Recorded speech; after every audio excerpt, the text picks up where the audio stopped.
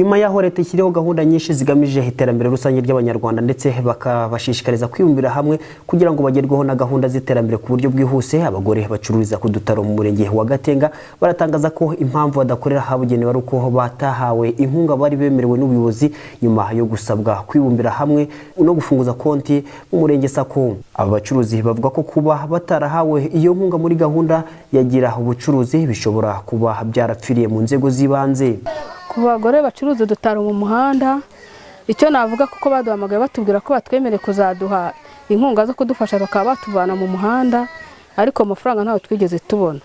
Badusabye abishingizi turabatanga ndetse turanasinya, dusinya ko amafaranga tuzayahabwa, nawe twigeze duhabwa. Rero hagati yaho ngaho rero harimo bamwe bayabonye ariko twebwe ntago twigeze tuyabona. Ni nk'amatsinda nk'atatu yabashije kubona amafaranga, ariko hagati yaho ngo bagaragaza ko bo abagore bose nta mugore n'umwe wasigaye atabonye amafaranga mu bantu bazunguza ubutaro, ariko abagore basigaye batabonye amafaranga turi abagore benshi cyane basigaye batabonye ayo mafaranga twaratanze abo bishimye. Amafaranga baduhaye ntayo twigeze tubona, baratubwiye ngo tujye ku murenge dusinyira amafaranga, turagenda turasinya, bamaze kudusinya badushyira mu matsinda, maze kudushyira mu matsinda batubwira ngo mufunguze konte ya buri tsinda, turarifunguza, ariko kuva icyo gihe nta mafaranga twigeze tubona. Ubundi baratubwiye ngo twishyire hamwe tujye ku murenge, nyine baratwandika, bamaze kutwandika turanasinya, tumaze gusinya ubwo nyine batubwira kujya mu matsinda dufunguza amakonte,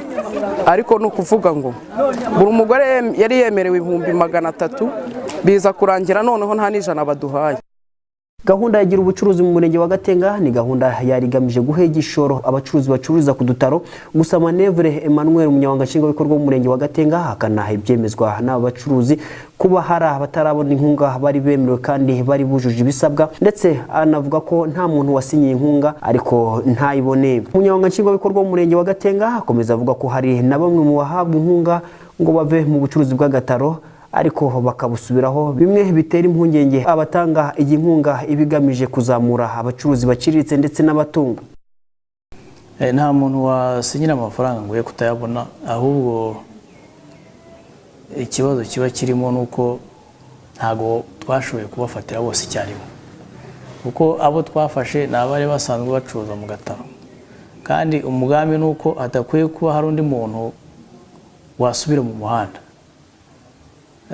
Nibyo nabyo turabikurikirana byo kuba hari umuntu wakumva ko mugenzi wawe mu muhanda yahawe igishoro ngo nawe yuve ko mu gitondo bwacya nawe ajyemo kugira ngo abone amafaranga, kandi mu by'ukuri atarasanzwe ari muri uwo murongo w'abantu bacuruzaga. Naho ibyo kuba hari uwavuga ko yasinye ntahabwa amafaranga simpamya ko ari byo, ariko haramutse harugaragaye ubwo nabwo twabikurikirana tukareba ko abantu bagiye bahabwa amafaranga n'amafaranga abantu baba bagenewe hari mu cyiciro cya mbere hari ayo bagiye bahabwa yo gutangiza, ariko harimo no kureba yuko abantu koko bakora. Hari uwayafata agaheruka yafashe ntitwongere kumubona, ntabwo wakongera rero ngo umwongera andi mafaranga utarebye ko na ya mbere nibura hari icyo yakoresheje. Kuba ubuyobozi bw'umurenge buvuga ko hari abagore bacururiza ku dutaro bafite imyumvire y'uko inyungu ibonekera mu mihanda, iyi ngingo ntivugwaho rumwe n'aba bacuruzi bacururiza ku dutaro ndetse n'ubuyobozi bw'umurenge, dore ko bemeza ko baramutse babonye iki gishoro bahita bahindura ubuzima, dore ko hari ibibazo byinshi bahura nabyo mu gihe bakora ubucuruzi butemewe mu Rwanda, harimo gukubitwa ndetse no kwakwa ibicuruzwa byabo. Mbere nyine urabona nk'uko turi twishakishiriza nyine ukuntu twakora n'ubundi bakaza bakabimena. Cyakorwa rero nibaduhe inkunga banadushakire n'isoko nyirizina. Ku gataro mu by'ukuri twumva ko wenda koko nk'uko bari badutekerejeho cyo kuduha amafaranga ko natwe turavunika.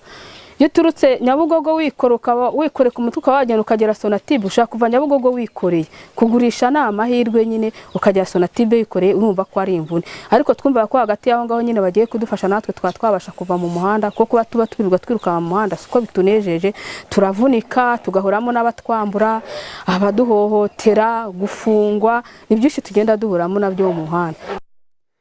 iki kibazo kandi cyo guhora abacuruzi bacururiza ku dutaro bagongana n'abayobozi bamwe bagakubitwa abandi bakaka ibicuruzwa byabo ngo bigira ingaruka ku baturage basanzwe dore ko abenshi bakodesha kandi baramutse bahagaritse ubucuruzi bashobora kwishora mu ngeso mbi z'uburaya ndetse n'iz'ubujura. Ibi nabyo bikaba bishobora guhungabanya umutekano w'igihugu nk'uko bamwe mu baturanyi babo bagiye babigarukaho.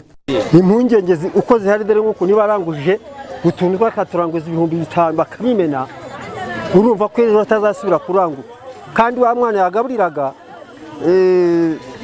urumva ko icyo gihe abaraye ubusa, ejo bamwirukane mu nzu bizatuma bindaya kandi atari kuzabayo bitewe nuko agataro ke bakirukankana kandi cya gihe bashatse ko bajya hamwe bakunga hamwe ntibabikoze.